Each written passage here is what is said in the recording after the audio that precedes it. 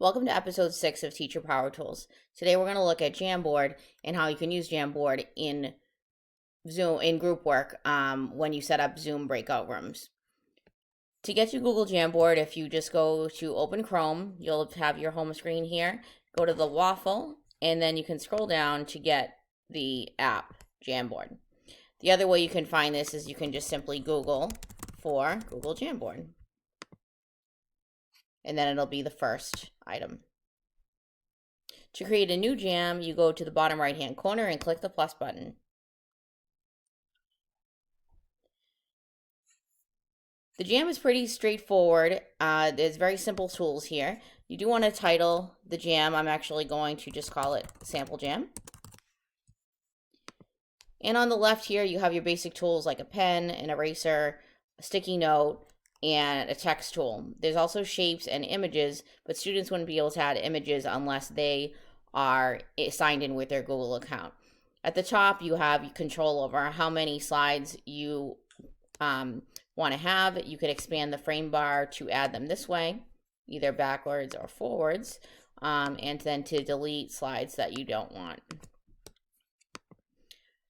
For the sake of our example today, we're going to pretend that we are going to have students work together in groups to label an animal cell.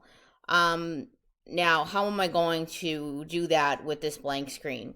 Well, the best thing you can do, instead of having students draw a cell, which might be very challenging without having a touch screen, we're going to set the background as an image. And the image I'm going to use is of a worksheet or a template that I want students to write on and not be able to delete or move around by accident. And it gives them a good structure, the same way a template on paper would. So I've saved the image that I want to use in my folder on my desktop. So I'm going to go to Upload and Browse. You can also do it these other ways. I saved it right in my desktop folder.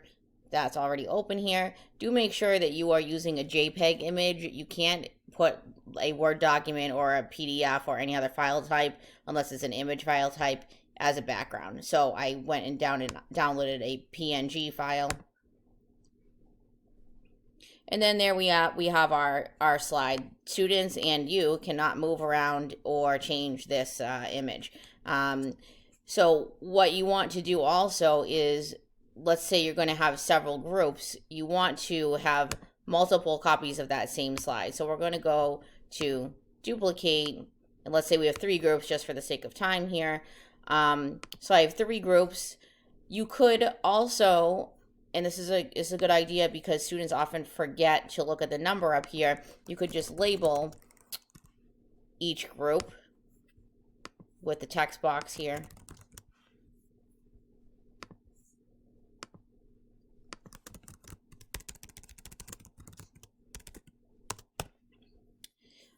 And I would also suggest creating a place for students to put their names and instruct them to do so right away. I'll take my text box, and I might actually, in this case, because there's a lot of space they need to label the cell, I'm going to put it up here. I can actually click back on that text and use Control-C, copy, go to the next slide, and click anywhere and Control-Paste, and it'll paste right in the same spot in that top left-hand corner. I've already done that a moment ago. So now you have your 3 slides. You have your 3 breakout rooms set up in Zoom. You want to share your Jamboard connection with them before you send them off. So you click Share. And then you want to make sure that you change this to anyone with the link can open it, or you'll have lots of issues that way. So you copy the link after you click that, and click Done. And then you would just take that link and copy and paste it into the chat in Zoom, or you can have it set up ahead of time in your Schoology folder. So while students are working, you'll see their names populate. You'll see if students are making progress.